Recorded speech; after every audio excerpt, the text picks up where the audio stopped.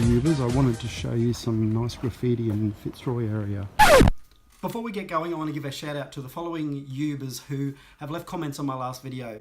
Appreciated your feedback, really taken it on board, so thanks for commenting, and here we go. So let's see if I can remember everybody who commented at the start of my video. So let's go with Jay Wannabe BB, Michelle Bella, Curious Mind, Fran B, Trudy Clark, Mr. Victor Crafter, who else have I forgotten? Wax Rilliquay, and One Who Crops. So thank you so much for your comments, your lengthy comments I should say. Greatly appreciated, and let's get back to the video. But I love this piece especially. I think it's really well done, and it's been there for quite a long time, probably even years I'd have to say. But I love walking around Fitzroy, and you get a lot of ideas on colour combinations, lettering, which is really good because so you're never short for inspiration here. So this is like a car park in the back of Fitzroy. What I do is I love that big house there. It's kind of this big cement modern urban contemporary building, which is great. And after a while you get to know all the graffiti artists in the area. Like I've seen this face here. I've seen this artist's work pop up a lot lately around all the streets, and it's got a very unique style, which is great. And just over this way there's a really funky cafe called the Grub Hut, and I'll just give you a quick look through.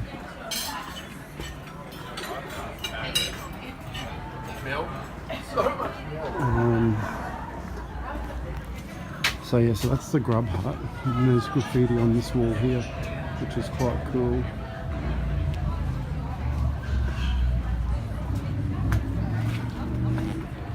Lemon trees, and what's really nice is at the front of the Grub Hut there's this old caravan. See the caravan there? It's like this old caravan that they serve coffee and tea out of, which is really cool. So I'm going to show you a really quick technique, although I did film it, but for some reason my camera's storage was full, so I didn't actually film a lot of it. So I filmed the very beginning of it and the very end and the end result. So acrylic pours, everybody's doing them. Some people are doing them really bad, and other people are doing them really good. A really good example of people that are doing them really good is my friend Lee Scott. I'll put the links down in my description for where you can see her Instagram, and her acrylic pours are amazing. So check them out. But I was so inspired by her work that I thought I'm going to give it a go. It's just something, you know, as you know, I like to try new techniques and try and somehow put my own spin on them. Whether I've done that, you be the judge. But let's have a look at the start of the video where I started to show you how to do it, and then the end. They don't make them beats like they used to, they don't make them beats. They don't snap that snap like they used to, they don't snap that snap. They don't clap that clap that, they don't clap that clap. They don't make them beats like they used to. Okay, so this is the end result of the first attempt at acrylic pours. This was my first example, and that's the one that you saw me tipping the cup upside down on.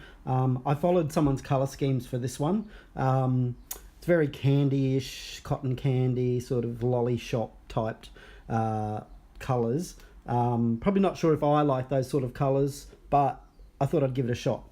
This is more my colours, you know, I like blues, greens, aquas, purples, so quite happy with how these colours turned out. And I'm quite happy with the texture. My third experiment was using a painting, a canvas that already had an underpainting on, and you can sort of see it coming through. So I think I might experiment around with that, because I do like the idea of putting an underpainting underneath. It sort of comes through a little bit, as you can see just there's like a little bit of a pattern. But I'm quite happy with the cells that I've created.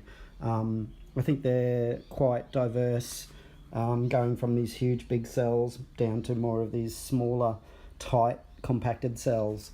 But yeah, not a bad technique.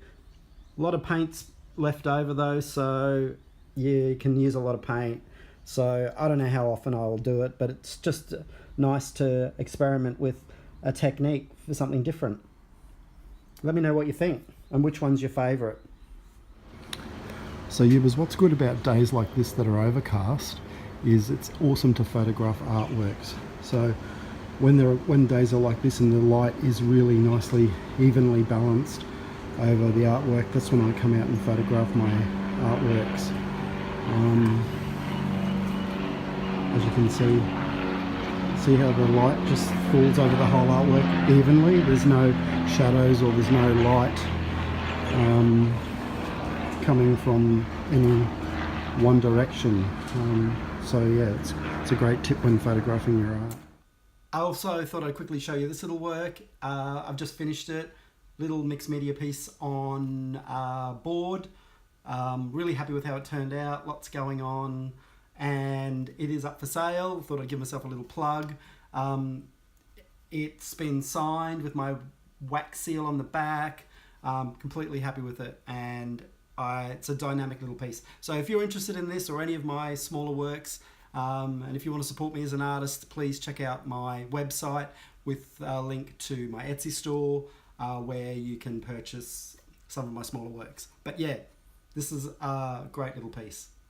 So that's about it for this video, Ubers. Next video will definitely be a technique video, because I know a lot of you have been asking me how do I get that patina effect. So I'm going to do a video around that. Been working on my assemblages. I'm pretty much happy with how this one turned out. What do you think? I think it looks pretty gorgeous, and I will show you this other one next time that I've been slowly putting together as well. But anyway, thanks for watching. Please comment, subscribe if you haven't. Hit the notification button up there if you want to be notified when I'm posting a video. Have a great week and great weekend, and I'll talk to you real soon. Thanks for watching, Ubers. Later.